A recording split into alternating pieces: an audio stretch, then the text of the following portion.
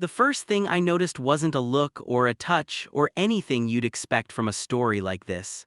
It was a chair. A kitchen chair dragged all the way down the hallway and parked outside my bedroom door at 2 in the morning with a folded blanket on the seat like someone had just gotten up from it. I stood there in my t-shirt and boxers, holding a glass of water I didn't even want anymore, just staring at this chair like it was going to explain itself. It didn't. The apartment was silent except for the hum of the fridge, and somewhere down the hall, Dean's door cracked open an inch, throwing a thin line of light onto the carpet. I want to be upfront about something before I keep going. Dean was not someone I ever thought I'd be telling a story like this about. He was my roommate for 11 months at that point. Straight, or so he told me the day we met. When he said it so casually I almost laughed. Just so you know, I've got a type and it's not guys, no offense, like he needed to get that out of the way before we even signed anything. I remember thinking, okay, fine, noted, moving on. We weren't looking for romance. We were looking for someone to split rent with who wasn't going to steal our stuff or throw parties every weekend. He worked as an EMT. 12-hour shifts, sometimes overnight, the kind of job where you come home smelling like hand sanitizer and exhaustion, and you don't really talk about your day because your day involves things nobody wants to hear about over dinner. I worked graphic design from home, freelance, which meant I could set my own hours, which meant I was usually still awake when he got back from a night shift, half asleep on the couch with my laptop glowing on my chest. We got along fine, more than fine, actually. He had this way of just existing in a room that made it feel less empty. He'd steal my leftovers and leave a note that just said sorry with a badly drawn frowny face. He'd hum off-key while doing dishes. Nothing about him screamed complicated. Nothing about him should have kept me wondering. But that chair. I picked up the blanket first. It smelled like him, some cheap drugstore deodorant he refused to switch even though I bought him nicer stuff for his birthday. I stood there holding it, feeling stupid, feeling like I was intruding on something I didn't understand yet, and then I heard him behind me. Hey, you're up. I turned around too fast, like I'd been caught doing something wrong, even though technically he was the one who'd apparently been sleeping in a hallway chair outside my door. Yeah, right, I held up the blanket. What is this? He rubbed the back of his neck, and for a second, just a second, I saw something flicker across his face that I didn't have a name for yet.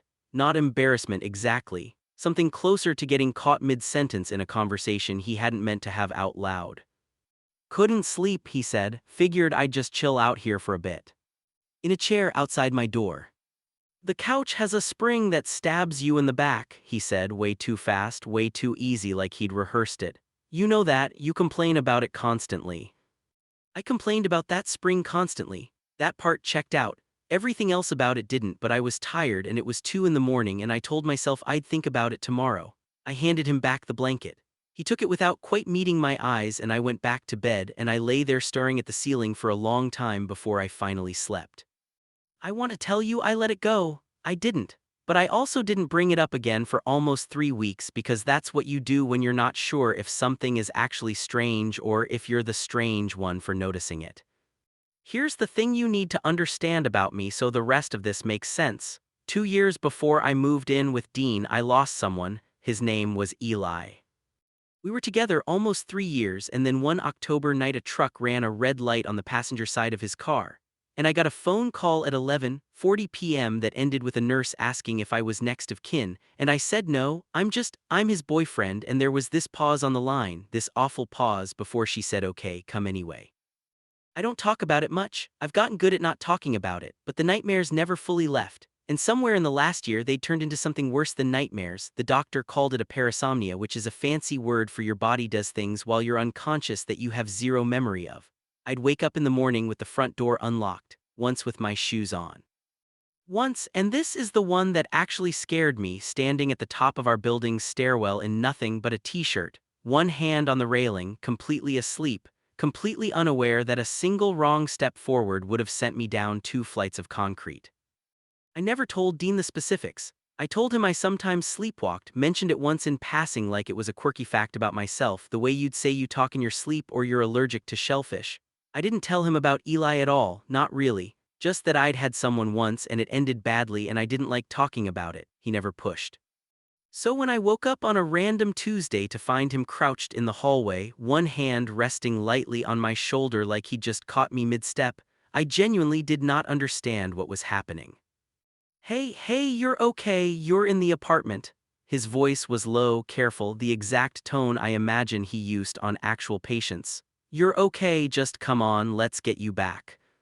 I blinked at him. I was standing 3 feet from the front door. My hand was already on the deadbolt. "What?" I said, thick with sleep, disoriented in that specific way that makes you feel like you're floating outside your own body. "What's happening?" "You were sleepwalking, man, come on." He guided me back toward my room, hand still on my shoulder, and I let him, too foggy to argue, and it wasn't until the next morning, sitting across from him at the counter with 2 mugs of coffee going cold between us, that the full weight of it hit me. "How did you know I was out there?" I said. "My door doesn't creak, I checked." He didn't answer right away. He was looking down into his coffee like it owed him an explanation. "I don't know," he said finally. "I just heard something." I let it go again because I didn't have the energy to fight for an answer he clearly didn't want to give. But something in me had shifted. I started paying attention in a way I hadn't before. Over the next couple of weeks, I started noticing things I'd been too wrapped up in my own head to notice before. The dark circles under his eyes that got heavier every few days, then lighter, then heavier again, in a pattern I couldn't quite work out. The way he'd started leaving his door open at night instead of closed, which he never used to do. On the way twice, I got up for water at some ungodly hour and found him sitting at the kitchen table with nothing in front of him, no phone, no book, just sitting there in the dark, and both times he startled when I appeared like he hadn't expected to be seen. I asked him once if everything was okay. He said work was just kicking his ass. I believed him mostly because it was a reasonable answer and I had no evidence to the contrary beyond a vague, itching feeling that something didn't add up. Then came the night that actually broke it open. I don't remember falling asleep that night, and I don't remember getting up, which is the whole terrifying thing about parasomnia. You're a passenger in your own body. What I remember is waking up sitting on the floor of the hallway, back against the wall, with Dean sitting next to me, close enough that our shoulders were touching, a phone flashlight resting face down on the carpet between us so it wouldn't be too bright. "Hey," he said quietly, like he'd been waiting for me to surface. "There you are." What? My throat was dry, my heart was doing something erratic, that specific fear that comes from not knowing how much time you lost. "What happened? What did I do?" "Nothing bad, you were just standing by the door again. I got you to sit down before you tried the lock." He said it so evenly, like this was a completely normal Tuesday activity, 2 grown men sitting on a hallway floor at 4 in the morning.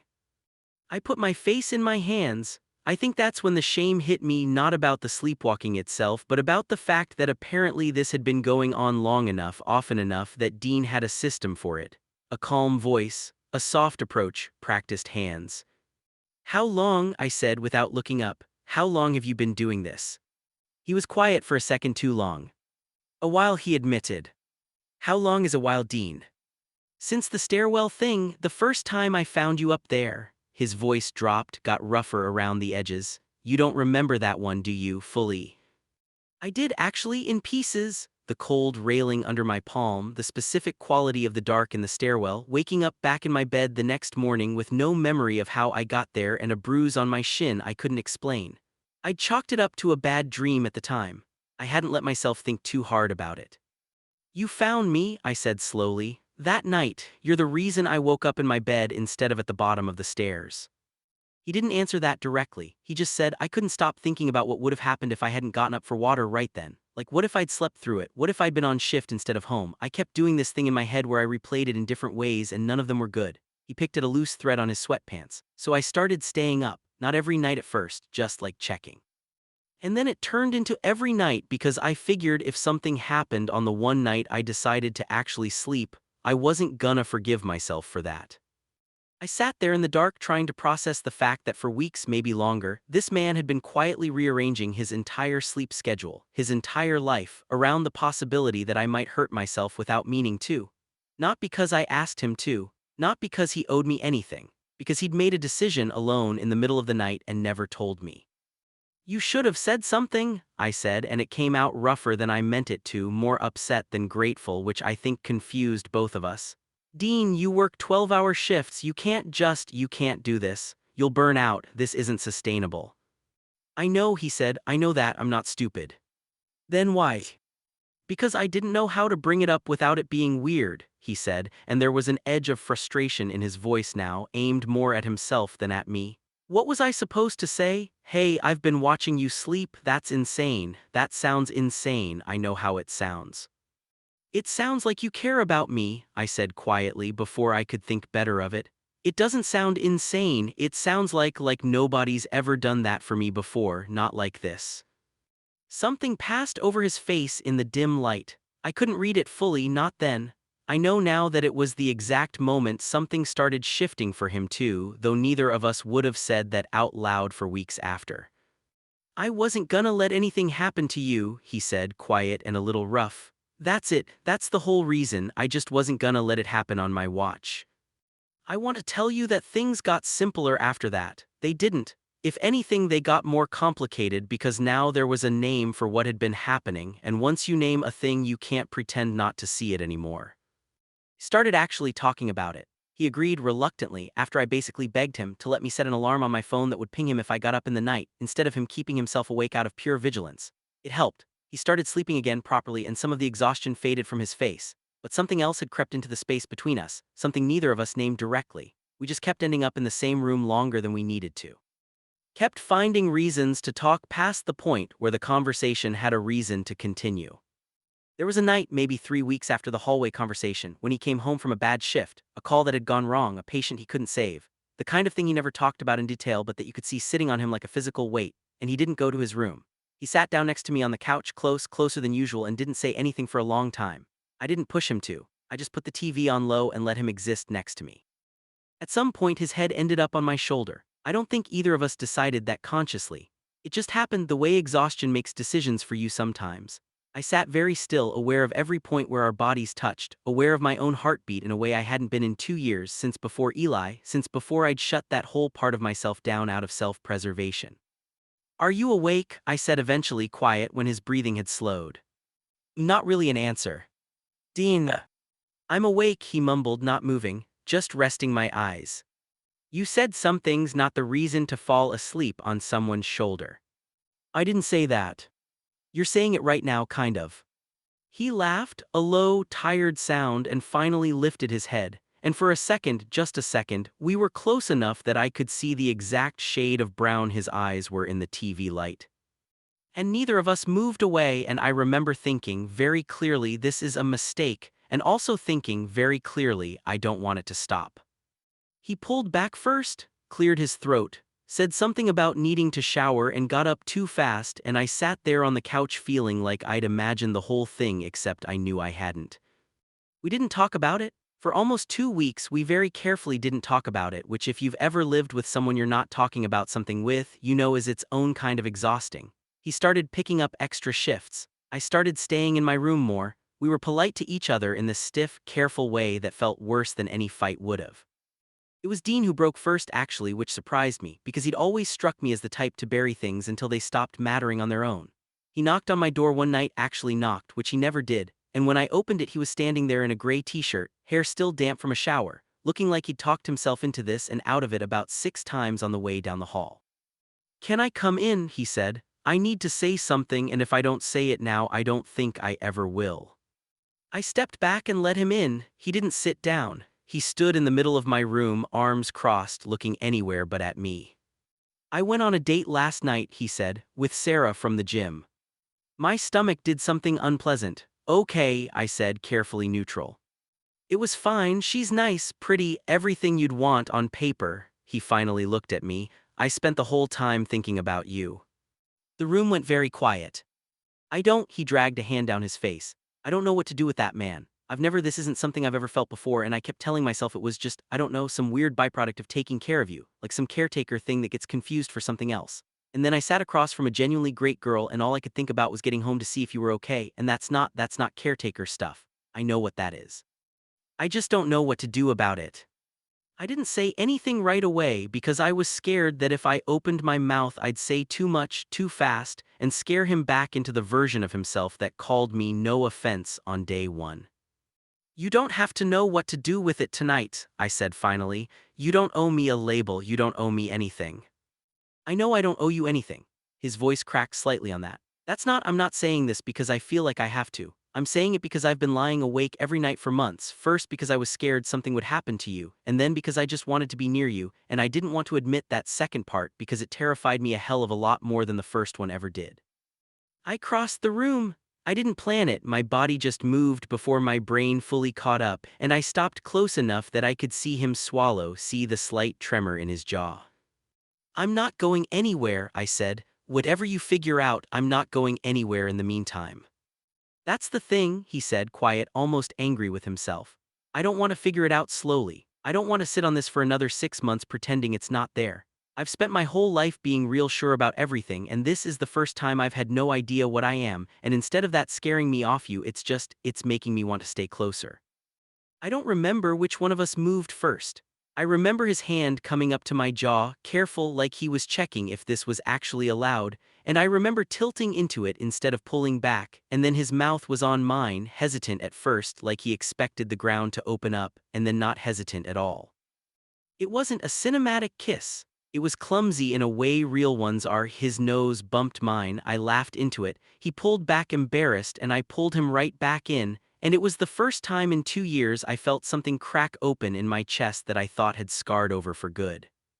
We didn't figure everything out that night. I want to be honest about that because I think stories like this sometimes pretend love solves confusion instantly and it doesn't. Dean spent a long time afterward wrestling with what to call himself, whether straight was even the right word anymore, whether it mattered if it wasn't. Some days he called it complicated. Some days he didn't call it anything, just held my hand at the kitchen table like that was its own kind of answer. I stopped needing him to have language for it. I just needed him to keep choosing me night after night, and he did.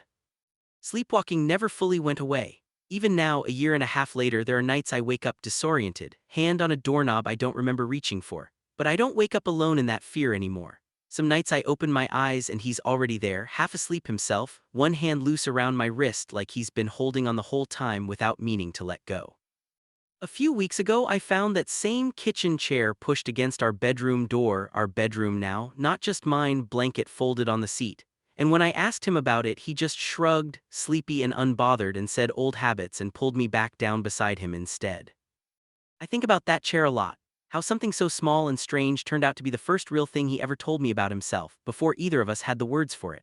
How some people show you they love you with roses, and some people show you with grand declarations under bright lights, and some people just quietly stay awake in the dark, night after night, making sure you're safe, long before they understand why they can't stop.